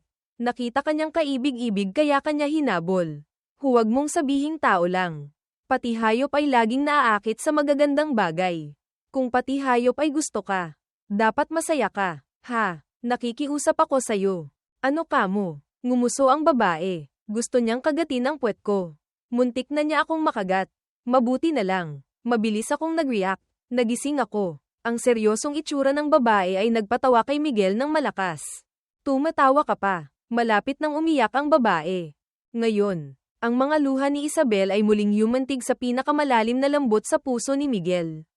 Sa mga sandaling ito, malinaw na nararamdaman ni Miguel na mahal pa rin siya ni Isabel. Ngunit ang hindi maintindihan ni Miguel ay kung mahal siya ni Isabel ng ganito. Bakit siya umalis noon nang walang palem? Ngayon, bumalik siya. Para saan? Bakit walang kahit isang salitang paliwanag? Ang mga tanong na ito ay parang matatalas na kutsilyong humihiwa sa puso ni Miguel. Nagdudulot ng hindi masukat na sakit. Ngunit tinitingnan si Isabel na nakaupo sa tabi ng kama. Lamambat ang puso ni Miguel. Nagpas siyang manatili ngayong gabi. Hindi nagtagal. Nagpalit ng damit si Isabel. Naligo, at bumalik sa tabi ni Miguel. Nang marinig ang pagbukas ng pinto, nagmamadaling ipinikit ni Miguel ang mga mata. Nagpanggap na wala pa ring malay. Nang gabing iyon, nakadapa siya sa tabi ng kama. Binabantayan si Miguel na natutulog. Kinabukasan, iminulat ni Miguel ang mga mata. Natuklasang wala si Isabel sa silid. Hindi niya maiwasang makahinga ng maluwag. Pagkatapos, itinukod ang sarili, at umalis sa silid. Akala ni Miguel ay papasok na ito sa trabaho tulad ng dati. Ngunit nang dumaan siya sa sala, bigla niyang natuklasan na nagluluto ito ng almusal sa kusina. Nang makitang lumabas si Miguel, kalmado siyang inimbitahan ni Isabel na manatili para kumain. Na parang walang nangyari kahapon. Sinulyapan siya ni Miguel, nang makita ang malamig at mayabang na itsura nito. Mas gaman ang loob ni Miguel. Kumpara sa kanya kahapon na puro luha. Mas hindi alam ni Miguel kung paano haharapin siya ngayon. Tahimik na dumaan si Miguel sa sala. Handa nang umalis. Ngunit habang kinukuha ang sapatos, biglang sinipa ni Isabel palayo ang tsinelas ni Miguel. Ang eksenang ito ay nagpagalit kay Miguel. Ngunit nang lumingon siya at makita ang napakagandang mukha nito, Agad na wala ang galit sa kanyang puso. Isabel, ano ba talaga ang gusto mong gawin? HMPH. Naghalukip-kip si Isabel. Tamad na tiningnan si Miguel mula ulo hanggang paa. Nanguuyam. Aba, mukhang magaling ka na. Nagagawa mo nang magalit sa akin. Kahapon, mataas ang lagnat mo. Walang malay. Bakit hindi ka sumigaw sa akin? Natigilan si Miguel. Akmang sisigot. Ngunit biglang nagbago ng paksa si Isabel. Kumain ka na. Saka ka umalis. Tutal, nandito ka na rin. Pagkasabi nyon, inakbayan niya si Miguel at hinayla papasok sa bahay. Nang makita iyon, iwinaksi ni Miguel ang kamay nito. Marahil ay dahil sa sobrang lakas ng pagtulak. O dahil hindi ito handa. Naitulak ni Miguel si Isabel ng ilang hakbang paatros. Nagulat si Miguel. Akmang lalapit para saluhin. Ngunit nang makita niyang ngumisi ito ng mapanlinlang. Agad na pagtanto ni Miguel na naloko siya. Sinadya niya iyon. Gusto niyang makita kung masasaktan ba si Miguel. Lalo pang lumapad ang ngiti ni Isabel. Muling inakbayan si Miguel. At dinala si Miguel sa hapagkainan. Dahil sa nangyari kanina, kahit ayaw, napilitan si Miguel na umupo at kumain. Sa hapagkainan, nakaupo si Isabel sa tapat ni Miguel. Nakapatong ang dalawang kamay sa baba. Masayang pinapanood si Miguel na kumakain ng masarap. Na parang nanunood ng isang hayop na kumakain. Pagkaraan ng ilang sandali, nakaramdam si Miguel ng kakaiba. Uminit ang kanyang katawan. Malakas ang kabog ng dibdib. Lalo na kapag tinitingnan si Isabel. Hindi niya maiwasang mapatingin sa dibdib nito. Nang makita iyon ni Isabel, ngumisi siya ng may pagmamalaki. Habang nilalagyan ng pagkain si Miguel.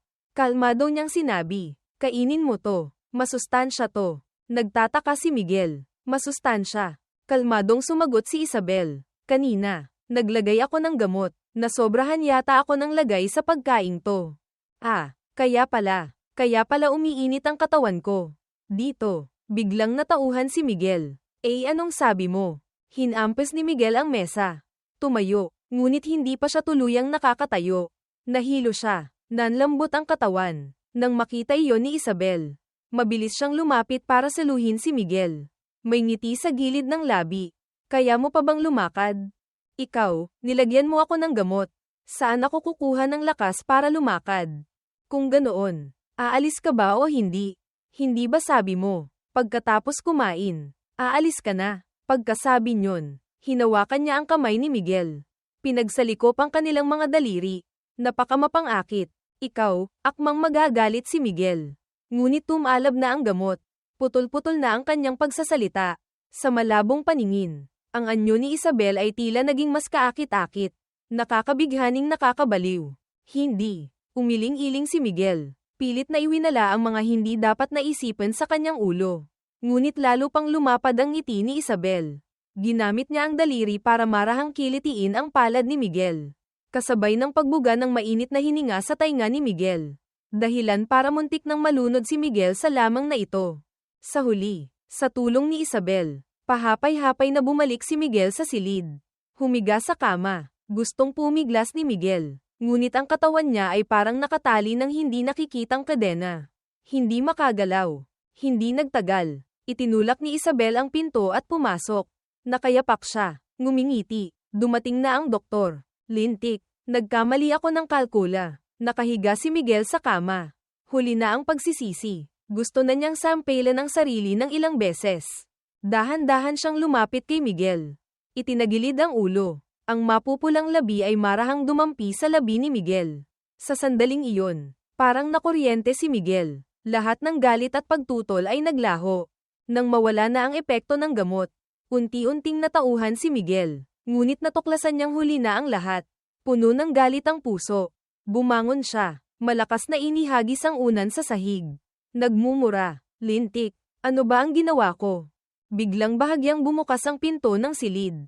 Si Isabel, nakasuot ng bathrobe, basa pa ang buhok, ay kampanteng pumasok, na parang walang nangyari. Nang makita iyon, namula si Miguel. Itinuro siya. Nagmumura. Isabel, hindi ko inaasahan na ganito ka pala kabastos na babae. Hintayin mo. I'd demanda kita. Tinaasan ng kilay ni Isabel. May bakas ng pang-uuyam sa kanyang mga mata. I'd demanda kita ng rape, nang gigigil na sabi ni Miguel. Nang marinig iyon ni Isabel, hindi lang hindi nagalit, ngumiti pa na parang bulaklak. Itinuro niya ang telepono ni Miguel. Tingnan mo muna ang telepono mo. Nagtatakang binuksan ni Miguel ang telepono. Nang makita ang laman, agad siyang natigilan. Isabel, galit na galit si Miguel na hindi na siya makapagsalita. Ngumisi siya. Itinaas ang dalawang kamay. Mukhang inosente. Habang tulog ka lang naman. Ginamit ko ang telepono mo para mag-transfer ng kaunting pera sa akin. Hindi naman yun maituturing na rape. Transaksyon lang yun. Ang pagbili ng sex ay labag sa batas. Mahina niyang paalala. Hindi maitago ang pang-aasar sa kanyang tono. Nagngangalit ang mga ngipin ni Miguel. Tinitingnan siya. Kung ganoon, ay demanda pa rin kita. Biglang humalakhak si Isabel. Ito ang unang beses niyang tumawa ng ganito kasaya sa loob ng 5 taon. Hahaha, ang romantiko naman. Pati sa kulungan. Gusto mo akong isama. Mabuti na rin yun. Hindi ko na kailangang mag-alala na matutulog ka sa ilalim ng tulay. Natatakot ako. Sa kulungan. Kahit papaano. Mainit. Hindi ka magkakasipon. Nagalit si Miguel hanggang sa manginig. Itinuro siya. Kalahating araw na hindi makapagsalita. Sa huli, galit lang niyang itinaas ang pantalon at tumakbo palabas. Hindi pinigilan ni Isabel. Nang malapit nang lumabas si Miguel sa sala, malambing siyang nagpaalala. Huwag mong kalimutang kunin ang gamot mo sa sipon. Ayaw sanang kunin ni Miguel. Ngunit naisip niya, sayang naman kung hindi kukunin. Kaya kinuha ni Miguel ang gamot sa sipon sa mesa. Isinuot ang sapatos. Itinulak ang pinto. At umalis. Curtain, muling paalala ni Isabel. Lumingon ulit si Miguel. Kinuha ang ilang piraso ng curtain sa pintuan. Bago umalis, sinaman niya ito ng tingin. Galit na lumabas si Miguel sa kondominium. Sinipa ang maliit na bato sa gilid ng daan. Nagmumura, lintik, nakakainis. Ngunit pag-isipan, kahit galit, mayroon din namang pakinabang. Umiling si Miguel. Iwinala ang mga kung ano-anong iniisip. Binilisan ang lakad patungo sa ilalim ng tulay. Ngayon, kailangan pang magtrabaho ni Miguel. Gayunpaman, nang makarating si Miguel sa ilalim ng tulay, may nangyari na naman. Lintik, nasaan ang mangkok kong bakal? Lahat ay hindi alam kung bakit biglang nagalit si Miguel ng ganito. Ngunit sa mga sandaling ito, walang nang ahas na lumapit para aluin siya. Baka kapag nagalit si Miguel, sila pa ang mapagbuntunan. Ibinaling ni Miguel ang galit na tingin kay Luis. Nagtanong, nasaan ang mangkok kong bakal? Nagulat si Luis, takot na tumingin sa lupa. Sisiguradong kinuha na ng matandang yun. Ano? Nagngangalit ang mga ngipin ni Miguel. Naningkit ang mga mata. Nanggigigil na sinabi, sobra na talaga. Ang pagnakaw sa curtain ko. Pwede pa, ngayon, pati mangkok na bakal. Hindi pinatawad. Habang iniisip ni Miguel, lalo siyang nagagalit. Ang galit sa kanyang puso ay hindi na mapigilan. Itinuro ni Miguel ang lupa. Nanggigigil na nagutos. 5 minuto. Gusto kong malaman ang lahat ng impormasyon tungkol sa matandang yun. Nang marinig iyon, natigilan ang lahat. Walang sino man ang inaasahan na dahil lang sa maliit na bagay na ito. Magagalit talaga si Miguel. Yumuko si Miguel. Nag-isip sandali. Naramdamang kailangan niyang ayusin ang bagay na ito. Sobra na talaga ang matandang iyon. Kaya kinuha ni Miguel ang telepono. Tumawag ng isang numero. Lintik, ngayon, kahit langit pa yan, hahanapin ko ang matandang yun. Nang makita iyon ng lahat, alam nilang malaking bagay na ito. Hindi pwedeng palakihin pa ang maliit na bagay. Kuya, tama na, walang pinag-aralan ang matandang yun. Huwag na nating patulan. Oo nga, kuya, matanda na siya. Bakit pa natin papatulan? Sa susunod na makita natin siya, tutulungan ka naming takutin siya. Tapos na yun. Hindi na kailangang magpakilos pa ng mga tao. Sunod-sunod na nagpayo ang lahat. Pagkatapos ng matagal na pagpapayo, sa wakas ay hum-open na rin ang galit ni Miguel. Sa mga sandaling iyon, hindi alam kung sino ang nakakita kay Andres. Itinuro niya si Andres. Nagulat na sinabi, Kuya, tingnan mo kung sino ang bumalik. Nang marinig iyon ni Miguel, tumingin siya sa direksyong itinuro nito. Si Andres nga, dati, dahil may malubhang sakit ang nanay niya. Binigyan siya ni Miguel ng pera para umuwi at alagaan ang nanay niya. Kaya malaki ang pasasalamat niya kay Miguel. Sa mga sandaling iyon, si Andres ay kumakaway. Nakangiti ng malapad. Tumatakbo palapit kay Miguel. Kuya, bumalik na ako. Nang makita ang ngiti ni Andres. Gaman din ang pakiramdam ni Miguel. Bumalik ka na pala. Sumama ka na sa grupo. Dadalhin kita para kumita ng pera. Kumita ng pera. Tulala si Andres. Mamam Alamos tayo. Humalakhak si Miguel. Mamam Alamos. Magkano ang kikitain natin? Ganap na tulala si Andres. Nang marinig iyon ng lahat, nagkatinginan sila. Ngumingiti ng may pahiwatig. Sa mga sandaling iyon, lumapit si Luis. Tinapak ang balikat ni Andres. Mukhang veterano. Masyadong makitid ang pananaw mo. Lalo pang nagtaka si Andres. Palawakin mo ang pananaw mo. Dapat malaki ang pananaw mo. Pagkasabi niyon, itinaas pa niya ang dalawang kamay. Gumuhit ng isang malaking bilog. Pumalakpak si Miguel. Sige, si kasamang Andres ay bumalik na sa grupo. Ngayon, kumpleto na ang grupo natin. Nang makitang may gustong sabihin si Miguel, agad umupo ang lahat sa paligid niya. Lahat sila ay nakadekwatro. Nakapasok ang mga kamay sa bulsa ng pantalon. Ang dalawang mata ay puno ng paghanga habang tinitingnan si Miguel. Sa kasalukuyan, ang ating karera ay nasa yugto ng pag-unlad. Ngunit lumitaw na ang kaaway. Seryosong sabi ni Miguel. Kaaway, nagtatakang tanong ni Luis. Oo nga, siya yung matandang nagnakaw ng mangkok kong bakal. Natigilan si Luis. Hindi niya maintindihan. Isang mangkok na bakal lang naman. Pwede namang bumili ng bago. Magaling ang sinabi mo. Kontentong tumango si Miguel. Ang isang mangkok na bakal. Tama ka. Hindi gaanong mahal. Ngunit hindi iyon ang problema. Tayo, bilang mga namam-alamos, dapat may profesionalismo. May tamang ugali. Iyon din ang etika sa trabaho.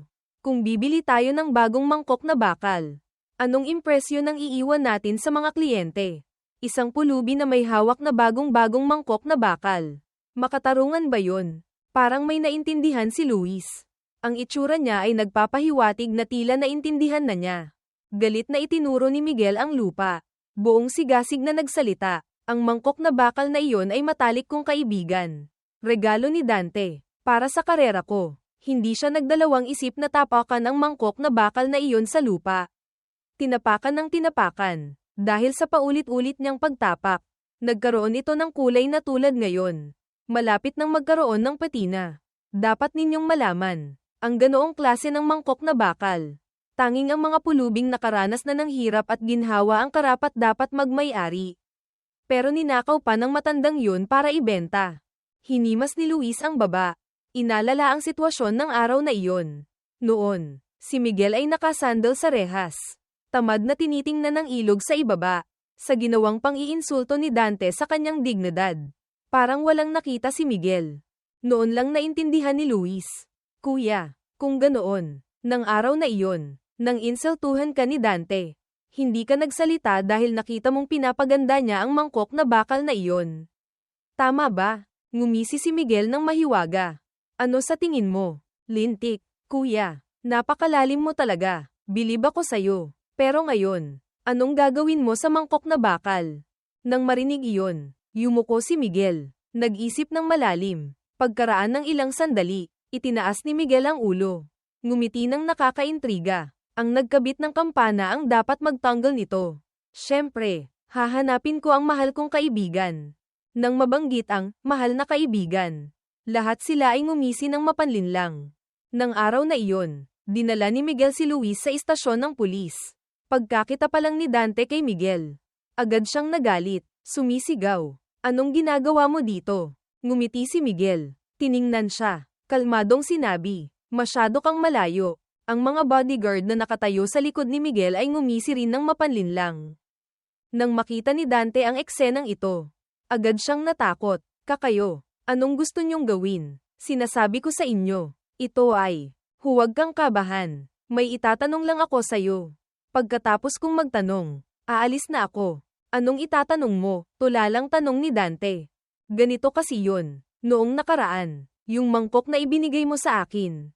Napakadaling gamitin. Maganda ang epekto. Kaso, ninakaw. Habang nagsasalita si Miguel, itinaas niya ang mangkok na bakal sa kamay. Sinenyasan. Tiningnan ni Dante ang mangkok na bakal sa kamay ni Miguel. Hindi talaga maintindihan kung ano ang nangyayari. Ikaw, gusto mo akong samahan kang Ma'am Alamos.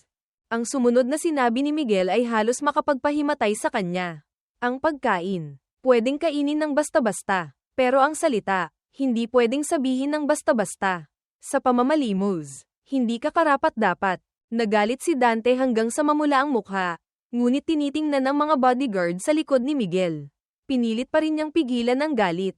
Ano ba talaga ang gusto mo? Basagin mo to. Bahagyang inalag ni Miguel ang mangkok na bakal sa kamay. Ha, hindi makapaniwalang tiningnan ni Dante si Miguel. Si Luis, na nakatayo sa tabi, nang makitang hindi kumikilos si Dante. Agad sumimangot, pagkakita pa lang ni Dante sa itsura ni Luis. Agad siyang hindi na ng ahas pang gumawa ng kalokohan.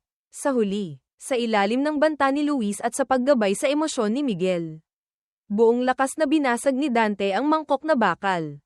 Mga 10 minuto ang lumipas. Isang mangkok na bakal na malapit nang magkaroon ng patina ang nabuo. Kinuha ni Miguel ang mangkok na bakal. Ipinakita sa mga bodyguard sa tabi. Tingnan ninyo, iba ang kulay nito, di ba? Tumango si Luis na parang may naintindihan. Kuya, tama ka. Ang mga bagay na ginawa habang galit. Iba talaga, mas natural. Oo nga, kinuha ni Miguel ang mangkok na bakal. Inakay ang mga tao palayo. Bago umalis, isang pulis ang hamarang kay Miguel. Nagtanong, kanina, anong nangyari sa kanya? Nang makitang nagtataka ang itsura ni Miguel, itinuro ng pulis ang mangkok na bakal sa kamay ni Miguel. Nakita ko kasing binabasag niya ang mangkok na yan. Ah, ito ba ang sinasabi mo? Kontentong tiningnan ni Miguel ang kanyang mangkok na bakal. Ngumiti at sinabing, ang kapatid kong yan, hindi masyadong maayos ang pag-iisip. Kung hindi dahil sa problema niya sa pag-iisip, hindi rin siya magpapark sa tulay ngayon. Nang mabanggit ang tungkol sa problema sa pag-iisip, nag-isip sandali ang pulis. Noong nakaraan, siya rin yung hindi rumispeto sa pera. Di ba? Naalala ng pulis ang pangyayaring iyon. Noon, si Dante ay parang bigla na lang tinapakan ng pera. Siya nga, humalakhak si Miguel. Naiintindihan ko na. Biglang naging seryoso ang pulis. Pagkaalis ni Miguel, isang psychiatrist ang pumasok sa istasyon ng pulis. Pagkatapos, inilipat si Dante sa mental hospital. Lintik, saan ako nagkamali? Bakit ako dinadala? Sumisigaw si Dante, nang magkaroon ng mangkok na bakal na regalo mula sa mahal na kaibigan. Ang karera sa pamamalimos ni Miguel ay masasabing naging matagumpay. Ang buhay ni Luis ay medyo gumanda na rin. Sa araw, pumapasok siya sa trabaho ng nasa oras. Kapag nakalive, sama-sama siya sa kanyang kuya para Ma'am Alamos. Kahit minsan ay hinahamak sila ng mga tao. Kapag naiisip niya ang kita na 1,000 piso kada araw. Tapos titingnan ang mga taong bihis na bihis ngunit puro panlalait lang ang alam. Hindi na rin siya masyadong nagagalit. Nang araw na iyon, turno ni Luis na mag-duty. Minamaneho niya ang kotse, kasama si Isabel, para hanapin si Miguel. Habang nasa daan, nang hindi nakatingin si Isabel, palihim na nagpadala ng mensahe si Luis kay Andres. Ipinaalam sa mga kapatid, mamaya, darating si Ma'am. Huwag ninyong hayaang malaman ni Ma'am na Ma'am Alamos kayo kasama si Miguel. Kung hindi, mahirap ipaliwanag. Anong ginagawa mo? Malamig na tanong ni Isabel. Nagulat si Luis. Mabilis na itinago ang telepono. Tiningnan si Isabel sa rearview mirror. Ngumiti at sinabing, Ma'am, tinitingnan ko lang po ang oras. Hindi na nagsalita pa si Isabel. Ngunit nitong mga nakaraang araw, napansin niyang si Luis, na dating seryoso, ay masaya na ngayon araw-araw. Ito ang nagpataka sa kanya. Kaya nagdududa siyang nagtanong, mukhang masaya kayata nitong mga nakaraang araw. Ha, talaga po, humalakhak si Luis. Dati, hindi ka naman palangiti, naningkit ang mga mata ni Isabel. Sa pagkakataong ito, naramdaman niyang mayroong hindi tama. Mabilis na inalis ni Luis ang ngiti. Tumikim, seryosong sinabi, pasensya na po. Nag-isip sandali si Isabel. Sa huli ay kalmadong sinabi, nagka-girlfriend ka na ba? Natigilan si Luis. Naisip ni Isabel na marahil pag-ibig lang ang makakapagbukas sa puso ng isang lalaking bakal. 5 taon na siyang hindi tumatawa. Ngayon, nakakangiti na siya ulit dahil kay Miguel. Kaya natural lang na isipin niyang si Luis, na 5 taon ding hindi ngumingiti. Ngayon ay puno ng kaligayahan. Siguradong dahil sa pag-ibig. Kung hindi ka nagka-girlfriend, bakit ka masayang-masaya? Tamad na sabi ni Isabel. Nang marinig iyon, medyo nahiya si Luis. Ngunit pag-isipan, parang ito rin ang tamang paliwanag. Kaya sinabi niya, "Opo, mabuti." Kontentong tumango si Isabel. "Simula ngayon, tataasan ko ang sweldo mo ng 20,000 kada buwan. Alagaan mo ng mabuti ang girlfriend mo." "Hindi na po kailangan." Medyo kinabahan si Luis. "Ang perang ito, hindi madaling kunin.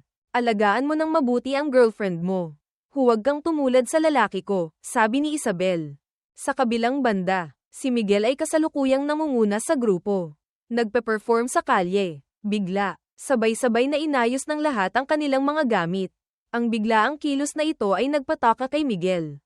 "Anong nangyayari?" Si Andres, habang nag-aayos ng gamit, ay sumagot, "Darating na si Ma'am Lintik. Bakit hindi ninyo sinabi agad? Tumatakas kayo. Hindi ninyo man lang ako isinama," galit na sigaw ni Miguel. Pagkatapos ay nagmamadaling inayos ang kanyang mga gamit. Gayunpaman, si Andres at ang iba pa ay mabilis kumilos. Sa isang iglap, naglaho na sila sa alikabok. Habang nagkukumahog si Miguel, isang Rolls Royce ang lumitaw sa harap niya. Namutla si Miguel. Lihim na nagsabi, "Hindi maganda to." Tapos na. Sa wakas, dumating na rin ang sakuna. Sa mga sandaling iyon, isang babaeng may balingkinitang katawan ang bumaba ng kotse. Naka-high heels siya. Elegante siyang lumapit sa harap ni Miguel. Lumuhod. May ngiti sa gilid ng labi na puno ng pahiwatig. "Tinataguan mo ba ako?"